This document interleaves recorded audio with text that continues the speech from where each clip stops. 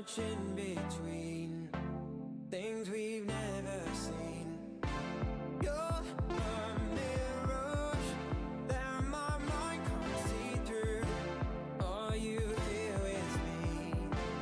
One day we can see. And all my life, unbroken ways, but I know that time makes ways. But I know that time makes ways. And all my life, unbroken ways, but I know that time makes ways. But I know that time makes ways.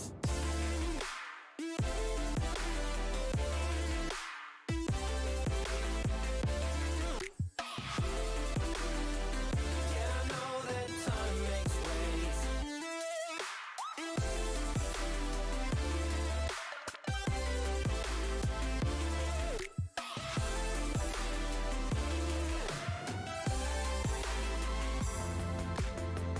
All my life, unbroken ways, but I know that time makes ways. But I know that time makes ways. And will my life be there one day? All I know is frozen waves, but I'm hoping time makes ways. I'm holding on to the image of you, live from far away, information highway. You're a mirage that my mind will cling to. Though you're far away, we can make a way.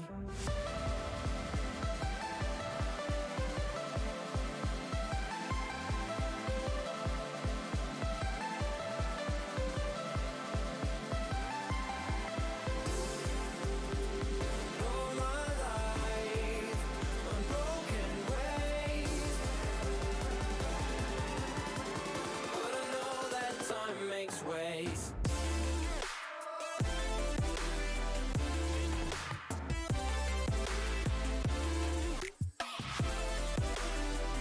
Yeah, I know that time makes ways.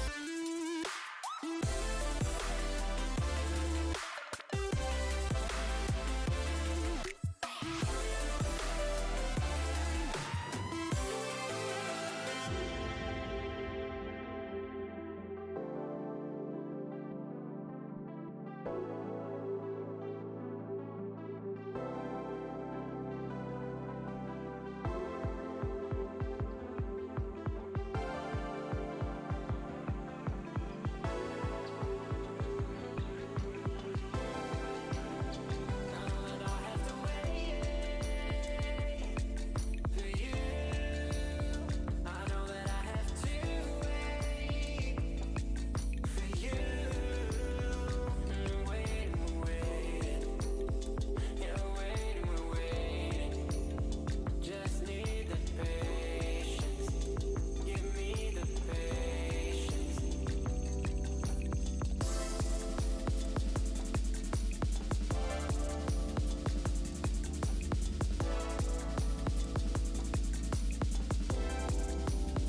How do I have to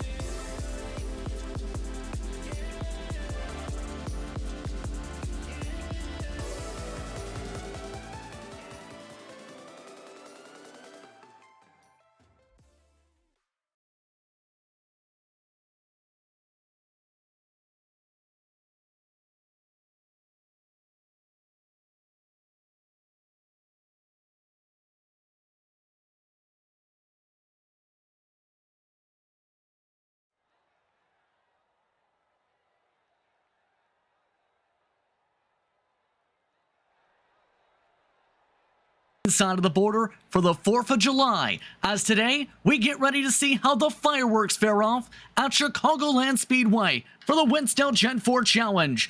Tonight's running of the 2006 edition of the Tropicana 400 here on FDFGG.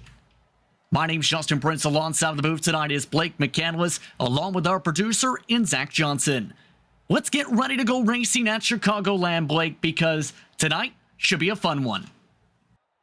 It should be, Justin. The Chicagoland Speedway, one of the better, I think, mile and a halves that the iRacing service offers, really opens up this racetrack, especially with these cars that are known for their corner speeds. And when you think of the Twisted Sister era, Chicagoland Speedway is one of those tracks that sticks out, that put on some great racing. You know, the drivers had to race their cars really hard. They were on the edge of their seat the entire time. So this is a perfect combo, I think, for this league, and especially for a quick race tonight, 50 laps, I think it'll put on a good show.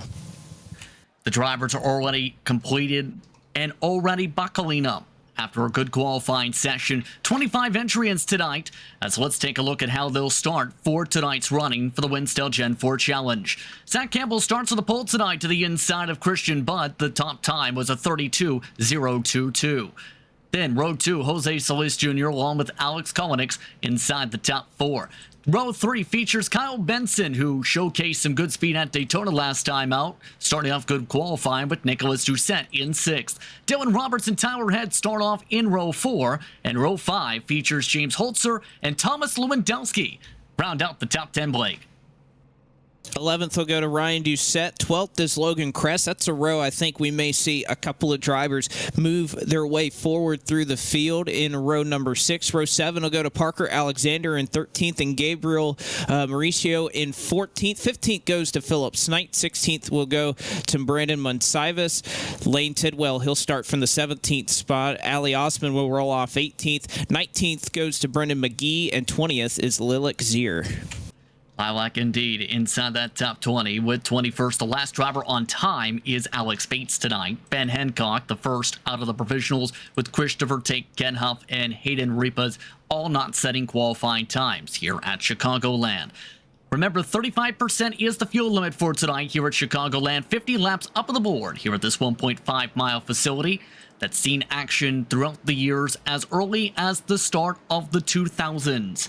And Blake, your keys to victory tonight. If you want to win here at the track, where you can get chased by an orange or get the chance to celebrate in the midst of victory lane surrounded by them.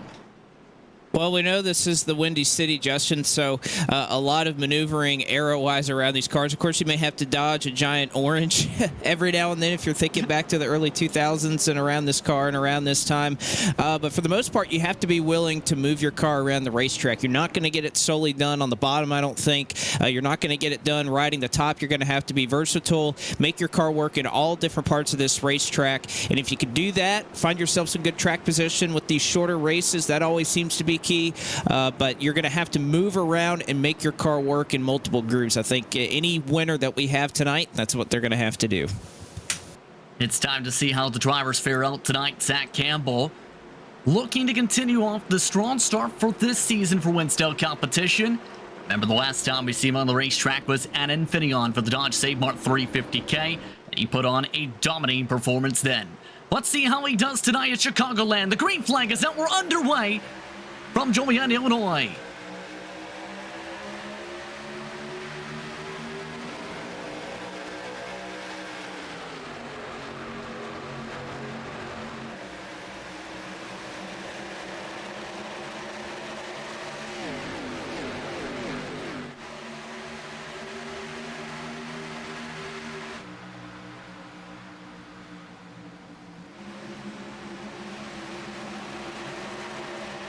And all sorts of different lines already at play as you see the drivers come out of turn 4.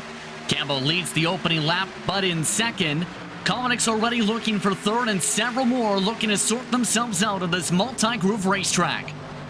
You see Solis Jr. already tied to that outside line, hanging it out. Oh, Kolinix, a big wiggle there on the bottom side of the track.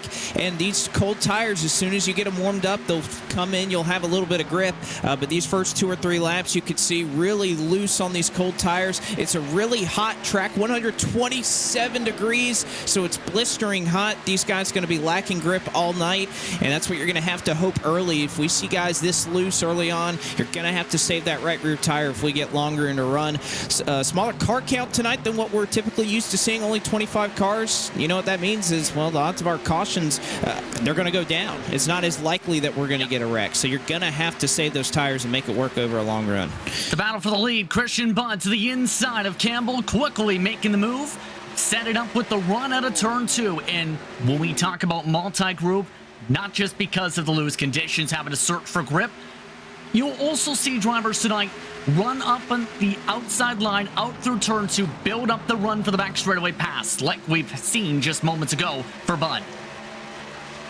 That's exactly what he was able to do, and again, you're going to have to really work, especially on the exit of turn number 2. If you can get that car way up high, get a great run down, and get that run into 3 and 4, there's a big bump at the bottom of 3 and 4 at this track, so off of 1 and 2 is going to be your best spot to try and set up one of those passes as we ride on board right here, just behind your race leaders, working into turn number 1, and here side by side with James Holzer back here in the 09. That's Alex Kolinix trying to work the top side. You could see hands are hard on the wheel, and what a nice little shot there from our production team, giving you an onboard look at exactly what these guys are doing, and almost an empty bottle of cheerwine there for Alex Kolinix. Oh, so that's what that is. But you can see just how many bumps there is, and especially if you have, say, a direct drive wheel, how much you have to be up on that wheel tonight with those bumps. That is the case, and by the way, cheerwine, Justin, I know it's kind of a southeastern special here, but it is a soda. It's not an alcoholic beverage. Okay, gotcha. As a bit of a drift again for the 45, Petty Enterprise machine holding on, but Kyle Benson, we've seen him go up and down the field at Daytona last time out, under the lights. This time out for Kyle Benson, a -2 from the jump. Under attack by Tower Head, Thomas Lewandowski, Nicholas Doucette also in the vicinity. Trying to work their way forward, and very difficult here in this midfield as you see a number of cars all running all over the racetrack here, Justin. This is what we predicted early on, that you're going to have to make your car work in several different spots. I would imagine that... Trouble in the back. Live Exire involved in an incident with Lane Tidwell. No caution. We stay green. That spinner in the back of the field. Justin, what I'm looking at is a lot of drivers who are very, very loose. And that is, again, we've seen time and time again in this league that if we get these long runs, tire management is going to be key. And it's hard to do when you're battling back here in the pack. You see these guys side by side all throughout the field, running the bottom, running the top. We'll see which groove comes into play right now. A little bit of cloud cover coming over the racetrack right now. And again, starting to get close for the race lead once again. Zach Campbell hasn't let Christian Budd get too far out there. And not too big of a gap built up for the top 2 so far. So he's Jr. staying within 7/10 as well. But Nicholas Doucette, keep in mind, amidst of all this, still a -3 on the race. Not the prettiest of starts for the 24, but as some may have seen in official racing for, say, C Open, don't be surprised to see a lot of comers and goers, Blake. That's going to be the case. Your short run speed and your long run speed here, again, because this track is one of the more open mile and a halves that we go to, you're able to really make time if you want to. You're able to save your tires if you want to. And these cars, again, lend themselves perfectly to that way of thinking here. Doucette trying to get by Lewandowski. Believe he might have him clear here into turn 1. Lewandowski trying to make that top side work. These cars can turn really well in the bottom. Doucette going to come up and clear onto the back stretch. Not exactly a straightaway, back straightaway here at Chicagoland Speedway. So a good move by Nicholas Doucette from Nova Scotia, and there is a nickname going amongst the members when it comes to Nicholas Doucette, since there's also Ryan Doucette, the Canadian. Nick is the nickname they've given to him, in fact, as a 2-time 4-cylinder champion at Lake Doucette Motor Speedway. And a curling champion. But pit stops underway already. Several drivers we mentioned have had troubles. Hayden Repa's 42 seconds damage repair. Lywick coming on in. Brandon Cruz coming on into the pit lane as well. All while the race lead is back on. Campbell inside. Outside Christian Budd. Trying to use the apron is Campbell. The shorter distance around, but how will that help? Budd trying to get the power down on the high side. And this is a battle that's been brewing for the last lap and a half or so, and both drivers are just absolutely drifting through these corners. Christian Budd on the top side, really loose there on the top. Zach Campbell loose on the bottom. So that is the one thing we are seeing, loose, loose, loose. And Christian Budd, you can see how much he's pitching that car. It's yawed out, trying to control it all he can. Campbell's able to get the run, but my goodness, for these drivers, they already had their hands full, and we're only on lap 12. Wolf is already reaching more than a second already, not even factoring the drifting. But for Budd, he looks to drift up to the race lead. Campbell with the run back, going for the crossover. No block from Budd. Campbell again inside in the Dodge dealer's machine. And these two going at it. It looks like Campbell running the low side, not going to quite be able to clear, but every single time that somebody kind of slides up, that driver on the top side is able to get a run. Caution on the speedway. It's the battle for third. Holzer involved with contact with Dylan Roberts. Solis Jr. should say, involved in the contact as we're under caution. Both of them in third and fourth slammed the wall coming out of four, right in front of the rest of the field.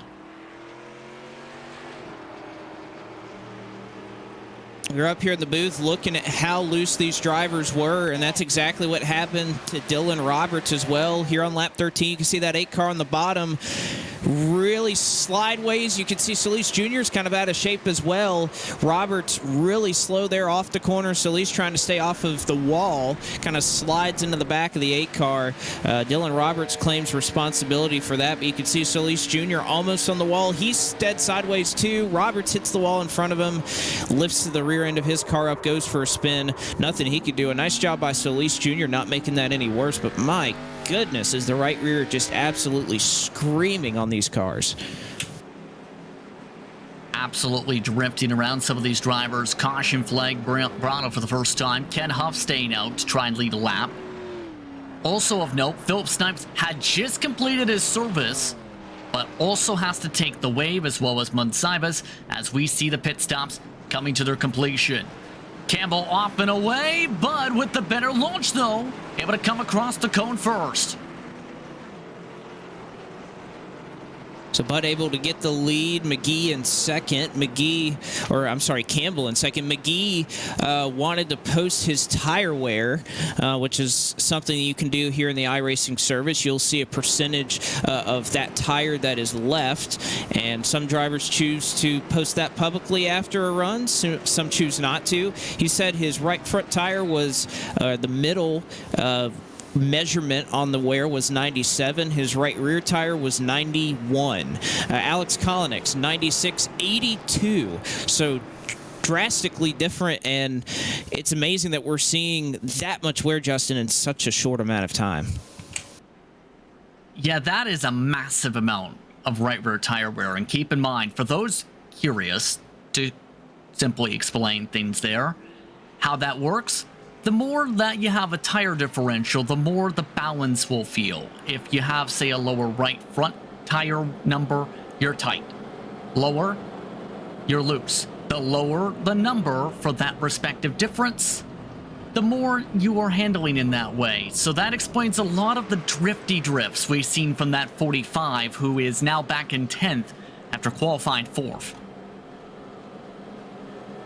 Well, you could just think about it, if you go out in your regular car, your street car, perhaps even if you're out there racing on your own, you think kind of having a durometer out there to tell you how much tire is left. That's essentially what those measurements are from iRacing, is how much of that tire is left. The one thing that drivers don't typically share is the temperature. I can't imagine what some of those temps are on the right rear tire. And the way it works here at iRacing, as well as it does in real life, more temperature typically equals more wear, which typically equals not having as much to lean on those tires. So, but yeah, you typically want them to be somewhat even. This looks like it's a little bit of a looser setup, but if you're driving that right rear off and you're having a 15% split between your right front and right rear in only about 12 or 13 laps, it's means you're gonna have to change a little bit of something here if we're gonna stay green in this one.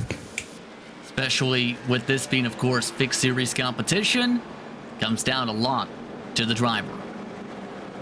1 to go signal. Bud in control of the pack for the restart. Coming up to Campbell on the outside. Nicholas Doucette and Thomas Lewandowski gaining spots in pit lane up to 4th. Ryan Doucette up to 5th. Expect him to charge ahead as well as Mauricio. They're already 5th and 6th. Holzer, Benson, Kolinix head your top 10 on the racetrack. And now it would be interesting how the restart box goes, because that is something that was a part of the new update, and this is one of our first time seeing it in WINSTEL competition. Changes it up. Any amount of elements you can add in here to change up the strategy, it's always welcome in my eyes. I always love seeing a different elements coming into play. Especially some of the timing when it comes to those boxes where the green flag may fly, depending on if the drivers use the box. So it adds the unpredictability compared to the count system some may have. There's the restart zone. There's the green coming towards the end of the box this time. Off and away we go.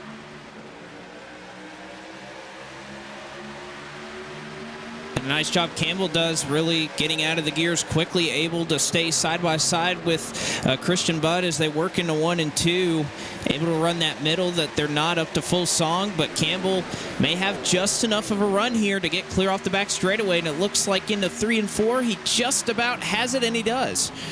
Nicholas Doucette up to 3rd off the restart as well. Lewandowski all the way to the top line as Ryan Doucette looks to battle, but Christian Budd is not done yet. Trying to build up the speed. 1, 2, 3 in terms of your consistency markers throughout the campaign. Looking to try and pull off and away and fight for the lead. I remember Campbell that last time gave up the race lead relatively quickly to Christian Budd. Perhaps he wanted to settle in, save his tires a little bit. So we'll have to see as we get a couple of laps in if Budd having a little bit more short run speed. Nicholas Doucette has moved right into this battle as well, so he's going to be a factor. Also have to think Ryan Doucette started in 11th, is already up to 4th. So starting to add a couple of more contenders up here at the front of the field. Keep in mind Logan Crest for reference from that magical row you were mentioning, especially this win at Daytona.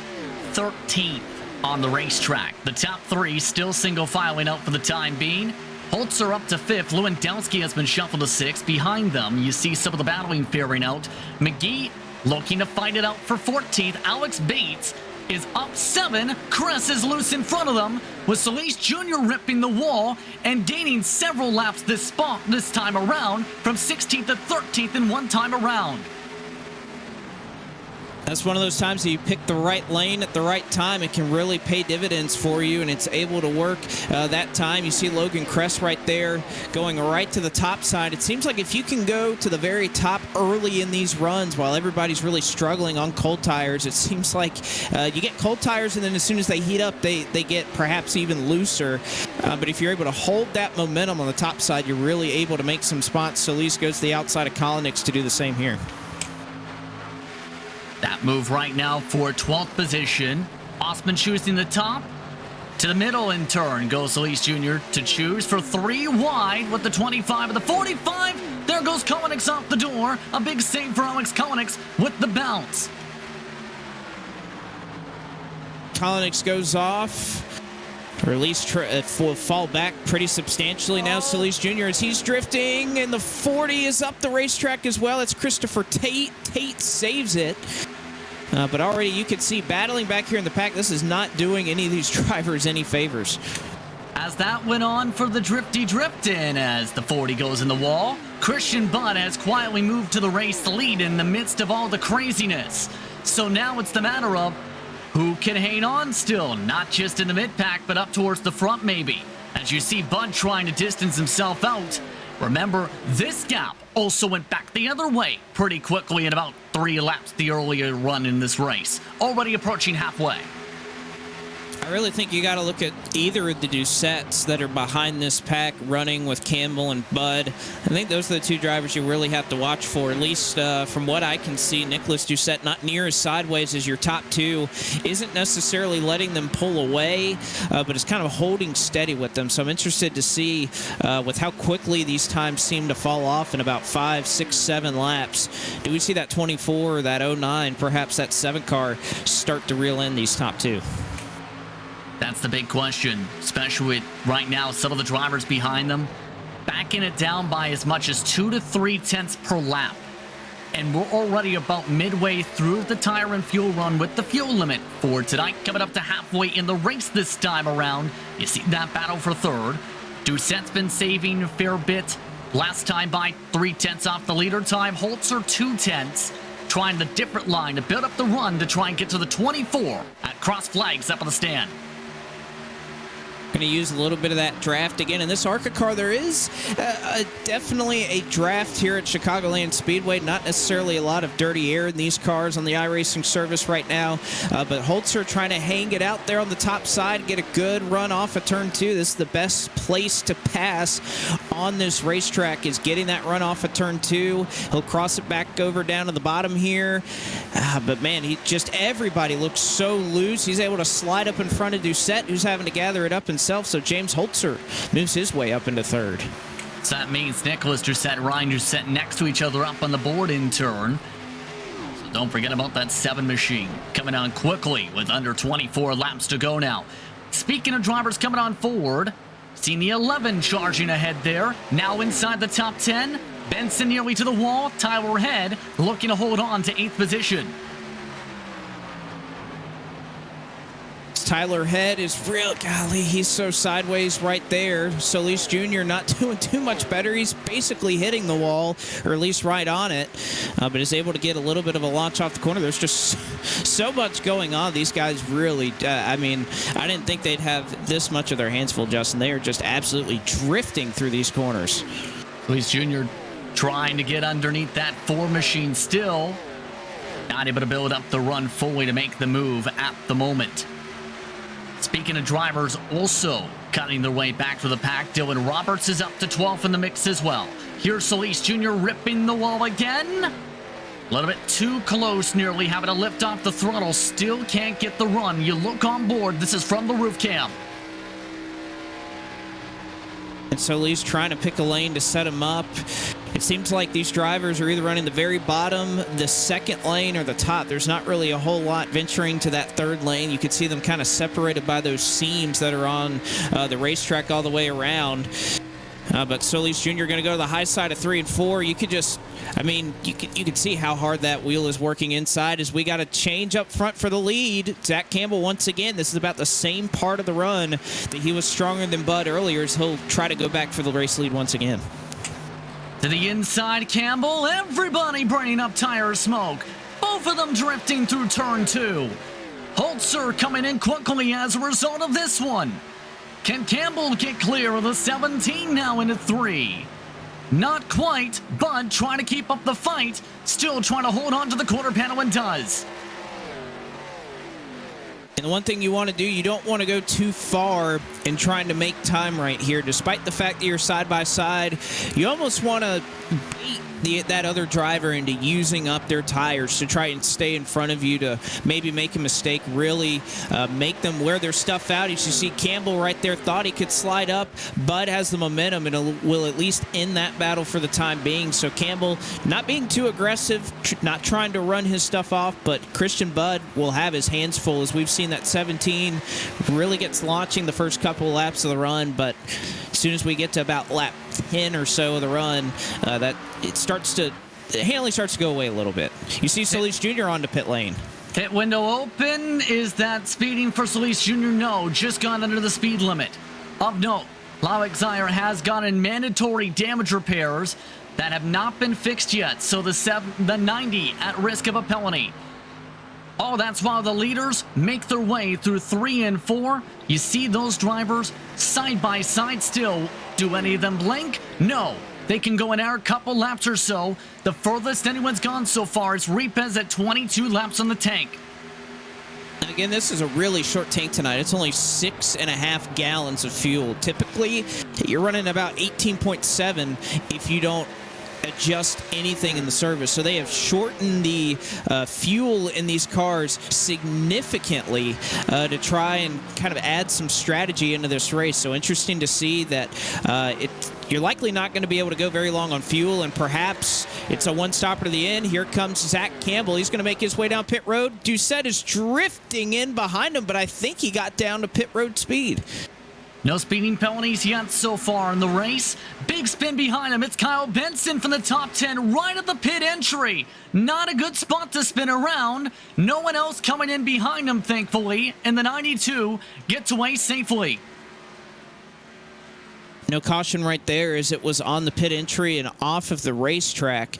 But a tough moment there for the 92. I'm sure Christian Budd, a response here very quickly, and there you can see it, making up a lot of time. A really smooth entry into pit road. Another great entry there for Ryan Doucette. Definitely made up a lot of time. But how does this cycle out? With Zach Campbell and a couple of others getting one lap to kind of shortcut these race leaders, they're going to come out ahead of these guys unless this 17 team can just have an insane pit stop. There goes Bud into the box. Nice and smooth into the brakes. Campbell already off and away down the back straightaway. Holzer is still on track, expecting him to come in soon. Overhead, Koenigs, McGee, Kress, Hancock. Most of those drivers are coming in now. Campbell nearly hit one of them. As there's Tyler Head now, your race leader. All of this as well. Bud is out of the pit stalls. Campbell right on behind. Will follow behind the 4. And look to take the race lead net on track. There it is as Head spins out into Campbell. Campbell gets damage, keeps going. Tyler Head, the last driver that has not come down. He is going to pit this time, and you saw it right there off of turn number 2. A little bit of contact there. A nice job for Campbell to avoid any further chaos. He's able to save it, and it didn't really cost him a lot of time, but finally Tyler Head down on pit lane. You can see Logan Kress, who hadn't pit either, is rolling, so I don't know if you want to call that a spin, but yeah, he kept it going. So McGee is in, Kress is in. I believe that is going to be everybody on this pit cycle. That is indeed the case. Ken Huff, the last of those drivers, just came in as well. But now, you seen him flash. It's the 7 who has flashed up to the top of the charts. What a stop. It's a 2-tire call that's gotten Doucette here, though. Campbell is the first on 4 tires. Will this work with under 15 to go for Ryan Doucette? Lewandowski's on the same call 2 seconds back. Well, it's interesting to see. We know how much these right side tires have been wearing, and not only that, if you take 2 tires, that's going to make this car a lot looser. You can see Lewandowski right there not carrying near the same amount of speed as Zach Campbell right there behind your race leaders, and Doucette, this will cycle through to be that battle for second, as you can see it right there on your screen. But I'm interested to see if this 2-tire call works, because it's going to make your car looser. We don't know how much the left sides are wearing. You're going to wear your right side tires more, but of course the benefit is you cut a lot of time off of pit road. We'll see what Campbell's able to do. Able to go by Lewandowski for second, and still has about just over 2 seconds to try and make up on Ryan Doucette. What a call from these 2 drivers to try this. Alex Koenigs, believe it or not, is also trying it on 2 tires. Brendan McGee is on the same call. For those keeping track, as well as a couple of the others who stretched it to the very end of the fuel window, Tyler Head amongst them. But the gap, 2.3 seconds for Campbell to close. Good chance to close that up with the pace last time by, even with the battle. It was a 0.2 of a second slower lap for that 7 car. Not going to be as quick as well with Ben Hancock side by side with traffic. It's cost him a little bit of time, but it's going to have to be more than that. 10 laps to go. when does Campbell get in the draft? I think that's going to be the biggest key. That'll help him a lot, especially in this car, the draft model that it has. As soon as Campbell can start to get a sniff of that draft, he's really going to start making big games, reel in Doucette, and that's when he can apply that pressure. Doucette is still having to wheel that car, a lot of counter steer in it. We've seen that out of everybody tonight, but in particular Doucette with these 2 tires, definitely having to hang on to this car, and Campbell eats about another 10th and a half or so going to have to pick it up here in the final 10 laps.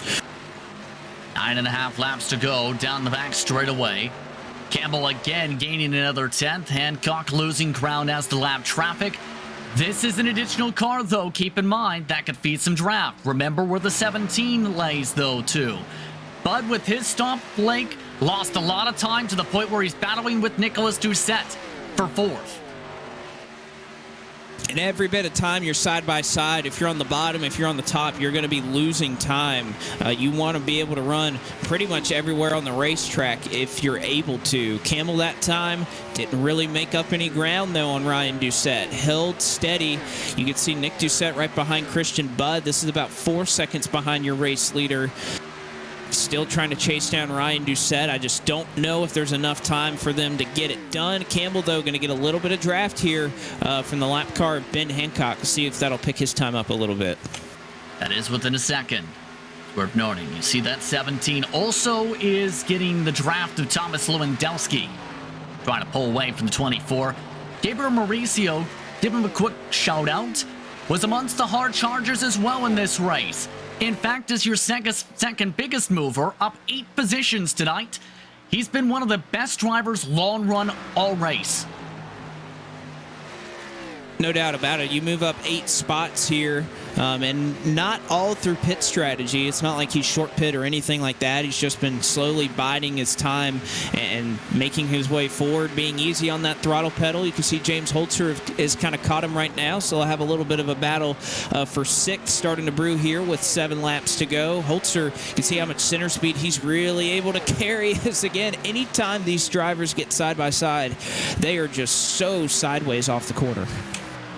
That opens the door for Holzer indeed, and Holzer with the 2 lap pressure tires moves back up to 6th position on the racetrack. By the way, the race leaders in heavy traffic, not just Hancock, but Brandon Cruz is now someone to deal with, and a spin in front of the leader. Lilac nearly loops it around the 90, holds onto it. We stay green. Here comes the other lap cars, though, with Campbell in tow with the draft. 1.7 seconds back now. You can see Doucette lose a little bit of time. The gap's about 1.6 seconds right now, but Campbell's going to have to maneuver his way through this traffic uninterrupted if he wants a chance to try and catch him. You can see off of 3 and 4, he'll lose a little bit more time. Slowed up in that traffic. You can see Lilac going to the type side. He'll get out of the way. But still costing Campbell precious time, and you can see how sideways Campbell is right there trying to chase down Ryan Doucette here in the final 5 laps. He's losing ground. Campbell might not get there. If anything, Doucette's gotten more comfortable, it seems, despite some of the drifting. You see how loose that car looks, but it's game time. Now with the clean air.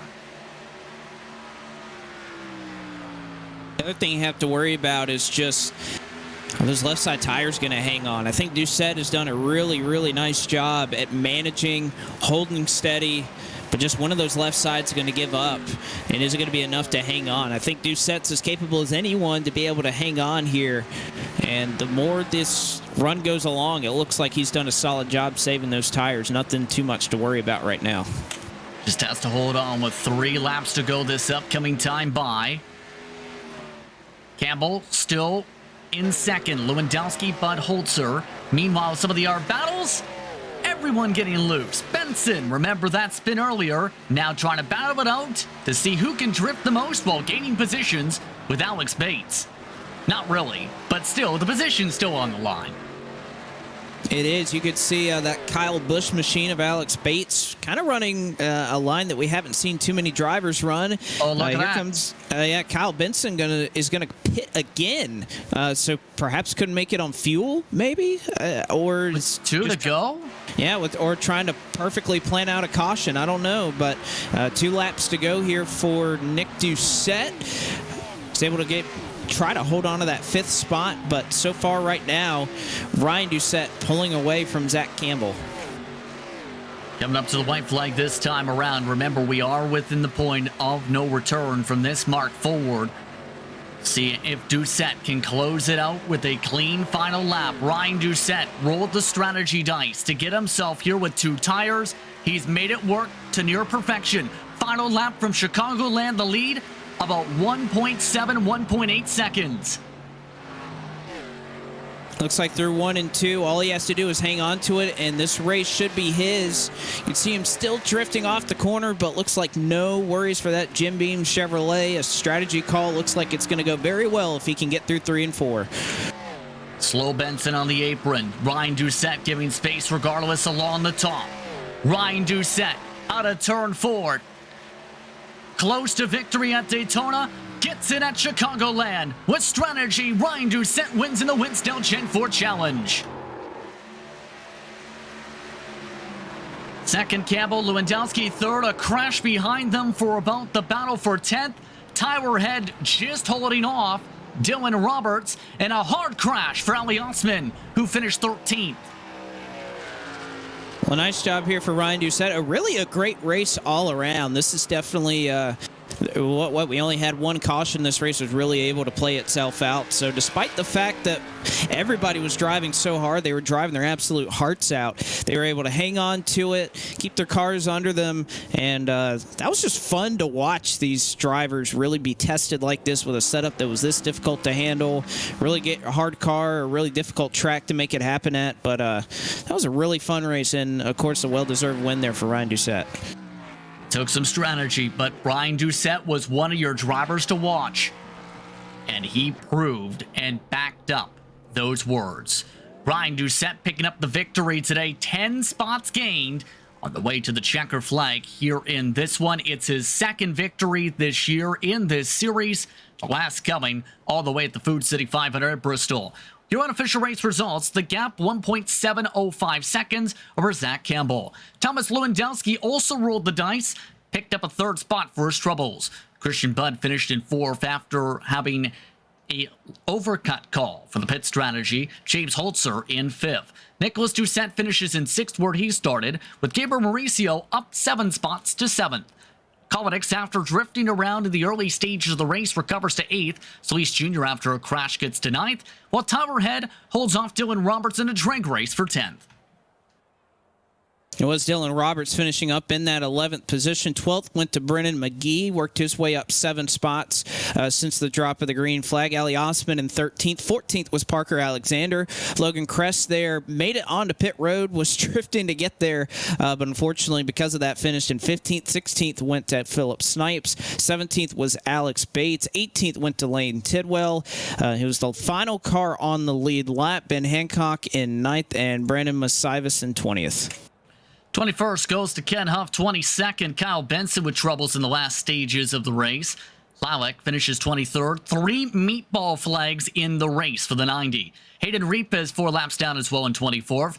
Christopher Tate, the only DNF of the night, in 25th. That's look top to bottom at tonight's running order here on FDFGG. As drivers get themselves situated and ready to celebrate here, your thoughts, Blake, on the night?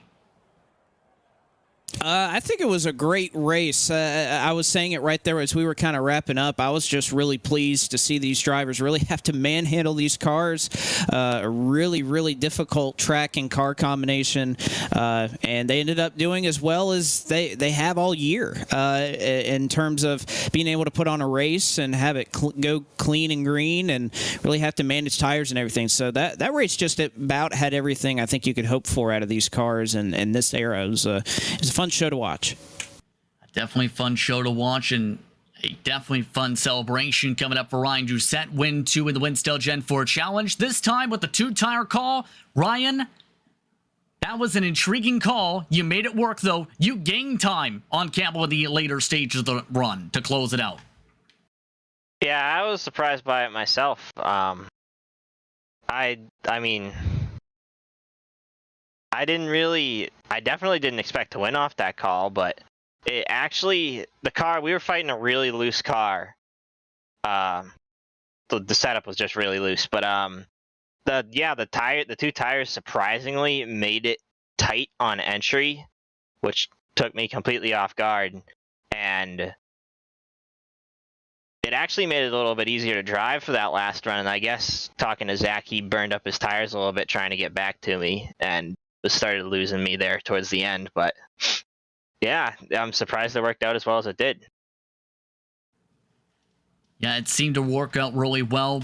How would you describe, though, the handling of the driving tonight? Because it looked very slippery from up here. Oh, it was extremely slippery. And if you were side by side with anybody, it was... You really had to be on your toes. And I showed up for practice with like 5 minutes left, and everyone was running the top. So I expected the top to be really relevant during the race, and it really kind of stuck to the bottom. I was surprised. So the next time out in turn, by the way, is Pocono, and drivers were told in race controls meetings with the drivers earlier tonight that it's the repave version of Pocono. Your thoughts on going to New Pocono for what is essentially the start of the second half of the season? I hate Pocono. Pocono is probably up there on one of my least favorite tracks on the schedule. New repave especially. I've just never liked the track. Never had any luck with it. I mean, hopefully I can carry the momentum that I've been carrying throughout this summer stretch into Pocono and maybe get a good finish there. Congratulations, Ryan, on the victory tonight. Thank you. That's Ryan Doucette, your winner tonight here on the WINSTEL Gen 4 Challenge. Second spot tonight goes to Zach Campbell. He's with Blake McCandless. Well, Zach, you put on a show for us up there. You had a great battle there with Christian Budd earlier on in the night. But as far as this one's concerned, how did this strategy kind of play out, and how was it to drive a car that looked like it was trying to wreck you guys the whole night? It was fun. We had a great brawl with Christian there, and really just kind of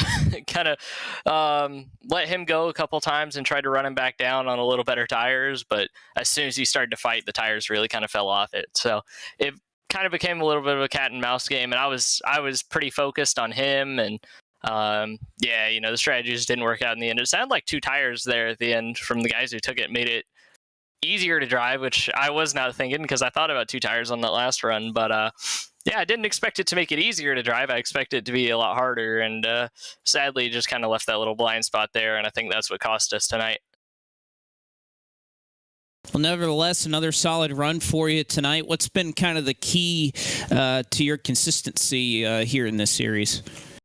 I don't know, because I've just been rocking up 20-30 minutes before the race and just getting all my over racing in for the week at that point. So I don't know, it's just been kind of focusing, learning a few tricks to the trade, and really just trying to just see what other guys are doing, ask questions, bounce stuff off. So it's just about learning these places and really just trying to have more fun with it than anything.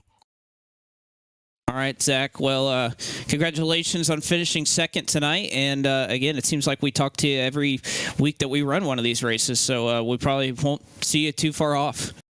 Yeah, it's repay Pocono, which I'm not too much of a fan of compared to old Pocono, but yeah, hopefully we'll talk again next week, because yeah, it's been a blast run this series. I just want to thank Brennan and everyone there for putting it on, because yeah, it brings a quick smile to my face on Sunday nights now. So yeah, just tons of fun, and thank y'all for broadcasting as well. Y'all do a great job with that, and looking forward to seeing what y'all put out next week. Thank you very much, Zach Campbell, who brings it home in second tonight. Good run for Campbell. A good run for Thomas Lewandowski for the first time inside the top three. And it took some strategy from yourself, Thomas. You've had a lot of experience up in the box in the past. Tonight, though, the two-tire call with nobody on the box comes into play, I believe. Yeah, I mean, technically, I did have a P2 at Michigan, just saying. But Yes. just give me a hard time. Yeah, I was debating on doing 2 or 4 there, and the setup was so loose, I was really afraid of taking 2, but kind of like looked at the intervals and decided that it was pretty much only upside, that I probably wouldn't finish worse than where I was making the call. So I pulled the trigger, and I actually think it drove better with the 2 tires than it did with 4, which is kind of funny. That's the confirmation coming in. Zach Campbell mentioned that possibility. But what was it like trying to battle through the pack from your perspective? We mentioned, and Ryan just talked about the difficulties there for himself. Campbell's talked about a bit of difficulties trying to have fun in the midst of slipping and sliding. What was that like for you, though, tonight? It was pretty challenging. I mean, I tried all kinds of different lines. I was trying high and low and every which way, but I mean, the setup is really hard because as soon as I got into like a yaw or slip, it really started to go fast, and you'd have to pedal and throttle a lot, and it was only increased more with the wake of the other cars and stuff. So it was super edgy, but I think maybe that's why the 2 tires worked out so well, because they got more cleaner that way. But I just tried not to abuse the regular tire there at the end, and it was working out. I was probably I felt like I was pretty quick at the end of the runs, but it sure was challenging. Well, we talked about Pocono with some of the other drivers. Your thoughts on Pocono, as it will be the newer version of Pocono next week? Yeah, I'm kind of disappointed in that. I like the old version of Pocono better, but I like Pocono overall. It's very unique and challenging, and it just kind of suits like what I like in racing is just a challenge like that. So I'm looking forward to it, and hope we can continue the good runs we've been having lately.